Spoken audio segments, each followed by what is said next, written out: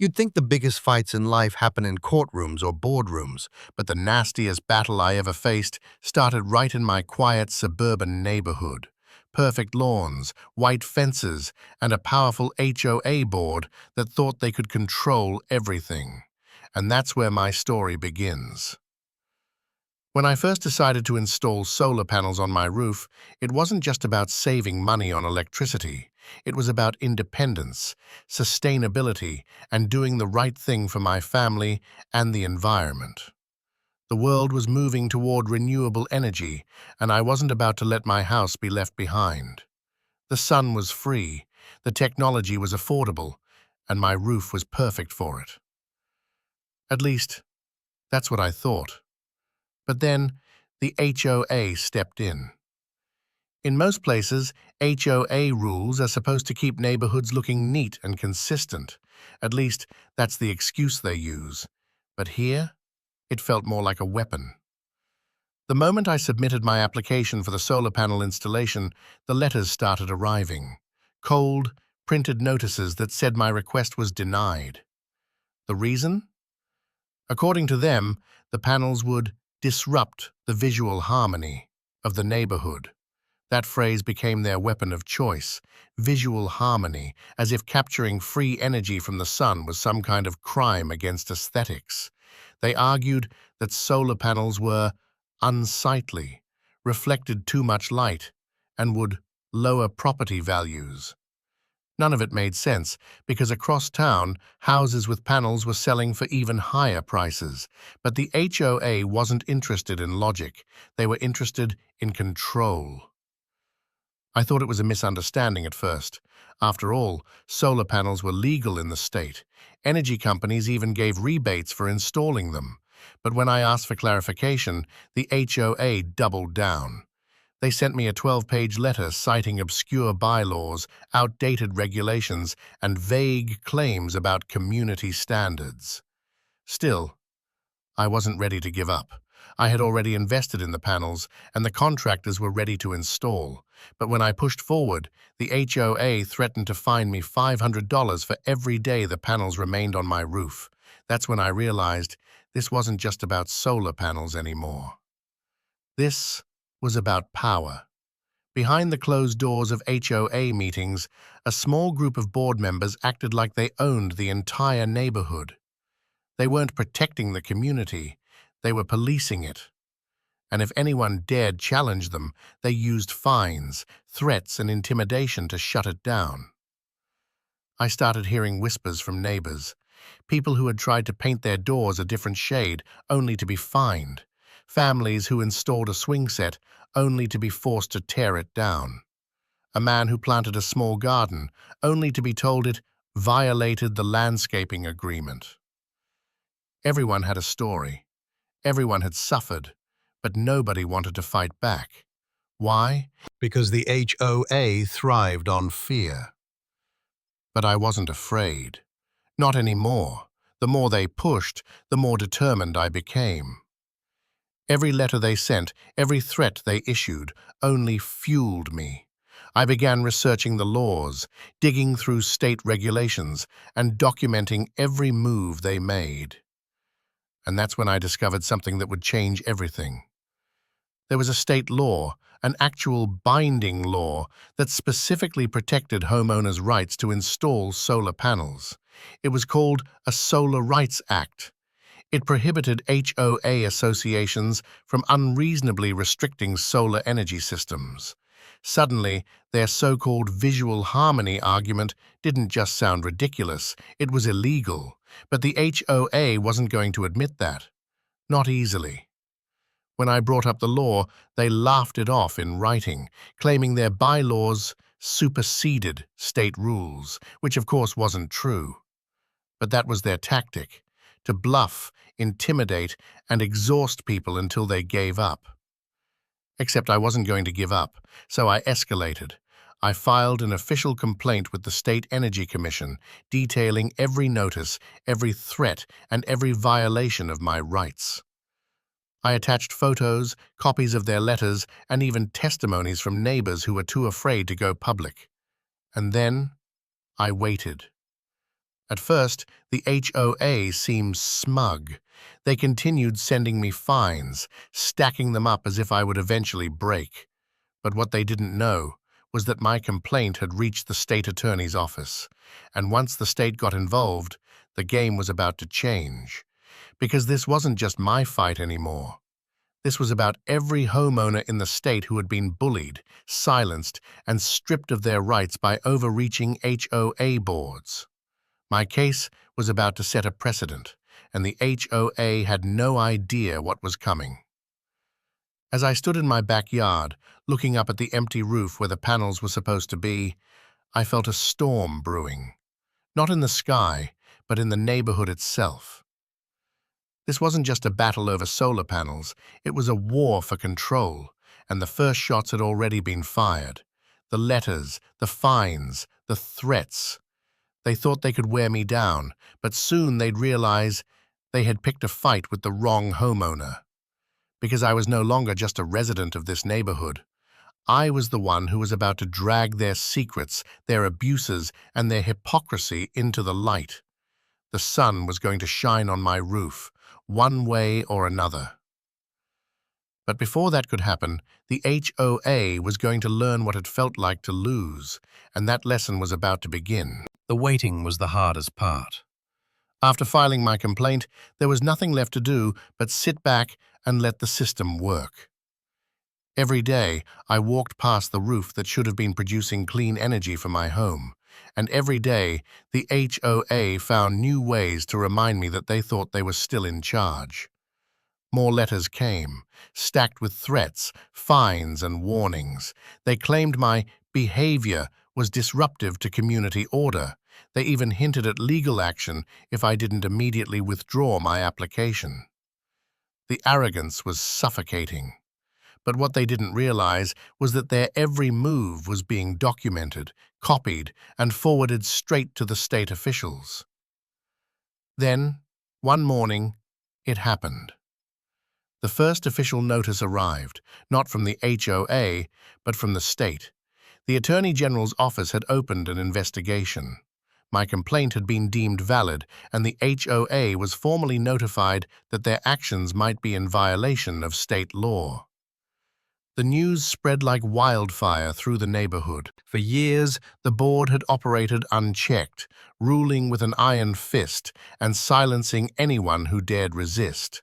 But now, for the first time, their authority was being challenged by something bigger than themselves. The whispers among neighbors turned into quiet conversations. People who had once been too afraid to speak up started approaching me in private, sharing their own experiences, their own frustrations, and their relief that someone was finally standing up to the board. The HOA board, however, was not about to go down without a fight. They called an emergency meeting, sending out urgent notices to all homeowners. Of course, the meeting was closed to residents. Only board members were allowed inside. But everyone could feel the tension. For the first time, they weren't just dictating rules to homeowners. They were being forced to answer to the state.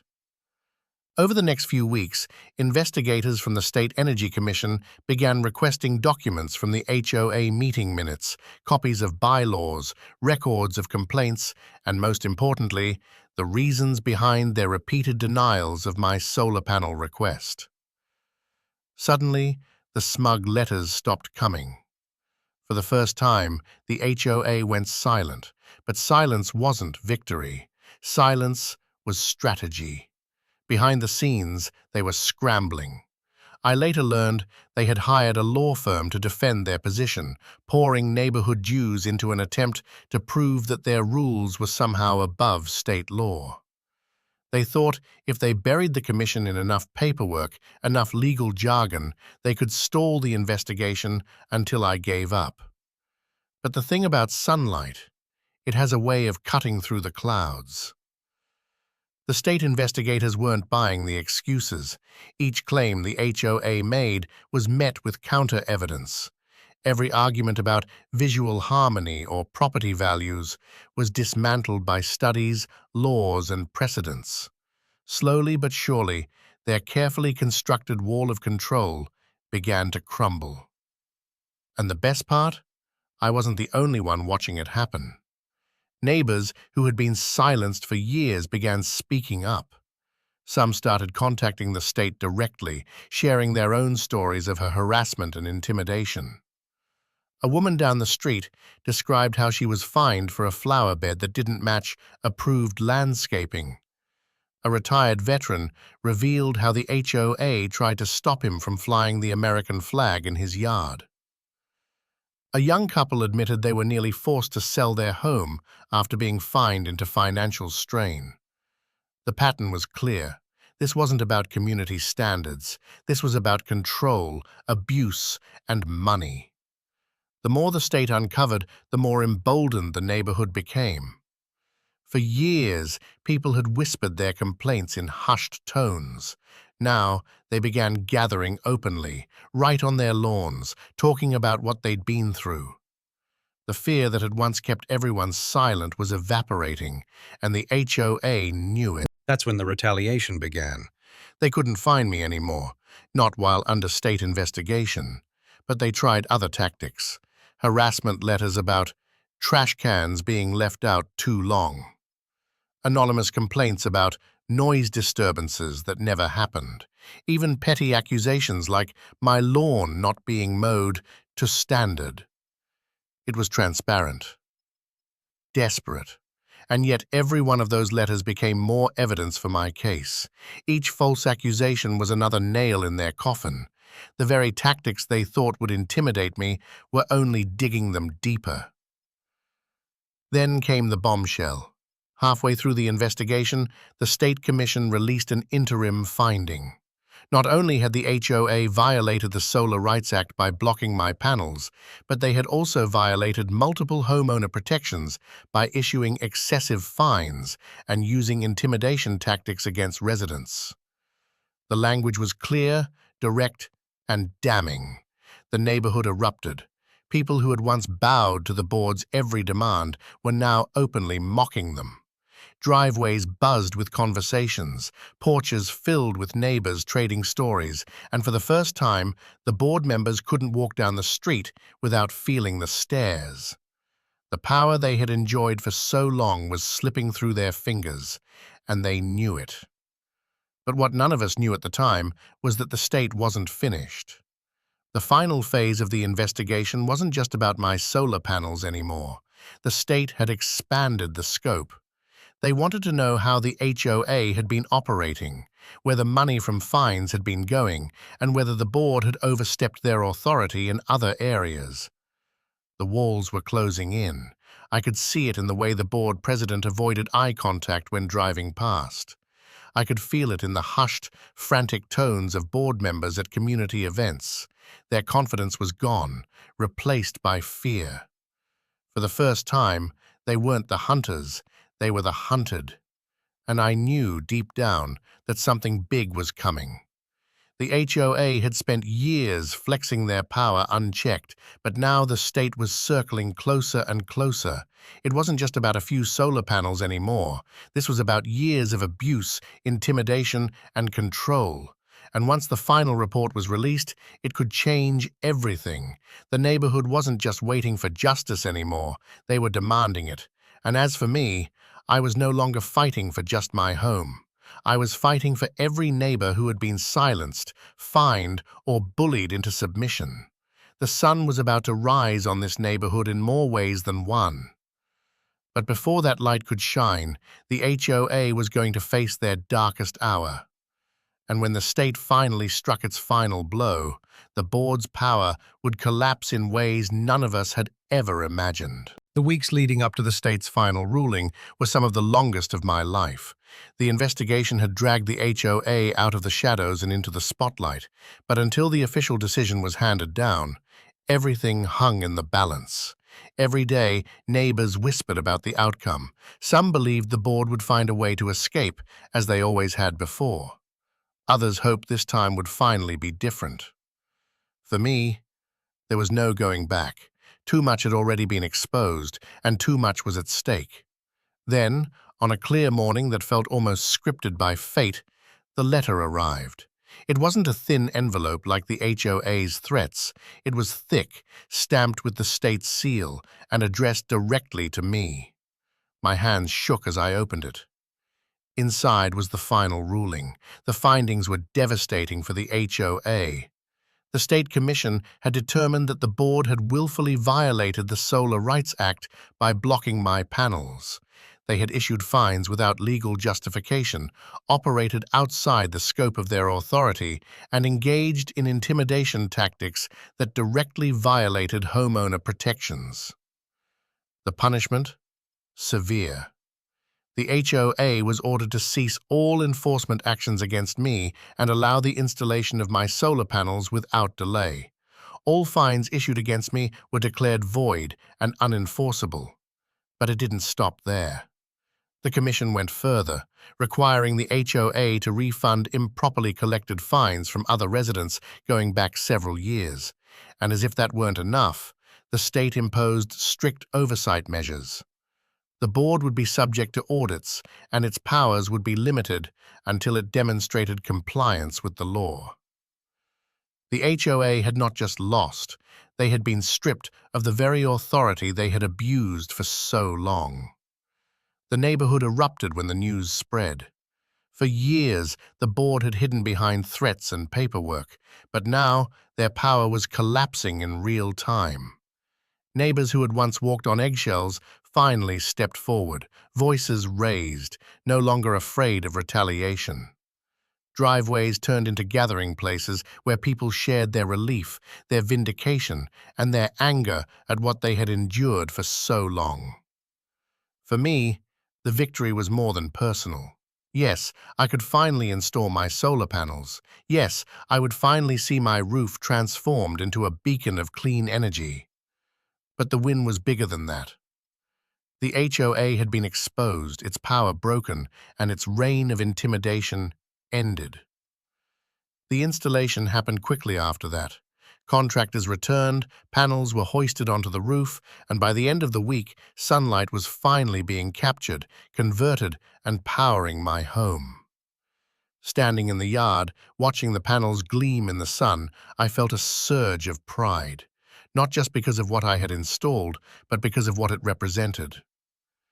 The sun had always been there, waiting.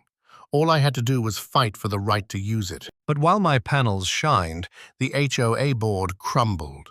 The president, once so smug and untouchable, resigned quietly within weeks of the ruling. Other board members followed, unable to withstand the backlash from neighbors who now saw them for what they were. Elections were called, and for the first time, residents ran for the board who actually wanted to serve the community instead of control it. Transparency became the new demand, and accountability the new standard. And yet, the damage the old board had done was not easily forgotten. Stories poured out. Families who had paid thousands in fines just to avoid losing their homes, residents who had been bullied into silence, dreams crushed under the weight of arbitrary rules. Each story was like a scar, proof of what happens when unchecked power festers in the hands of a few. The state's oversight ensured those scars would not be repeated. Regular audits were scheduled, financial records were opened, and the board's ability to issue fines was sharply limited. The very system that had once terrorized homeowners had now been dismantled and rebuilt under watchful eyes. As the dust settled, I couldn't help but reflect on how close I had come to giving up. If I had backed down, as so many before me had, nothing would have changed. The panels would never have been installed. The abuse would have continued. The fear would still linger in every driveway, every backyard, every whispered conversation. But instead, the fight had brought something better than panels. It had brought freedom. The neighbors who once avoided eye contact with me now stopped to thank me. Some offered to pitch in for my legal fees. Others simply shared their stories and relief. Children who once had swing sets removed now had them rebuilt. Flags flew proudly on porches again. Gardens grew without fear of fines. The neighborhood, for the first time in years, felt like it belonged to the people who lived there, not the board that ruled over it. And for me, the panels were more than just technology. They were a symbol, a reminder that power doesn't belong to those who scream the loudest, or threaten the most, or hide behind paperwork. Real power belongs to those willing to stand, to fight, and to shine light into the darkness. The HOA had tried to block the sun, but in the end, the sun rose anyway. Even months later, I would catch myself looking up at the panels, their sleek surfaces catching the light, and think about how something as simple as capturing sunlight had sparked a revolution in our neighborhood. The HOA thought they could control everything, but they never understood one truth. Sunlight cannot be controlled, and neither can people who refuse to be silenced. The board's downfall was more than justice, it was a warning. A reminder to every power-hungry committee, every overreaching association, every petty tyrant hiding behind rules and fines. There will always come a day when the state, the law, or simply the courage of a single homeowner will drag their power into the open. That day had come for my neighborhood, and it all started with a fight for solar panels. The story didn't end with the board's collapse. It began with it. Because from that moment forward, the neighborhood rebuilt itself not on fear, but on community. Decisions were debated openly, rules were applied fairly, and neighbors felt safe again. And every morning, as the sun rose over the rooftops and glinted off my panels, it felt like a reminder, not just of energy saved or money earned, but of a truth I would never forget. The HOA tried to silence me. The HOA tried to bury me under fines, threats, and intimidation. But in the end, the state stepped in, the board fell, and the sun still rose. And no matter how hard they tried, they couldn't stop it.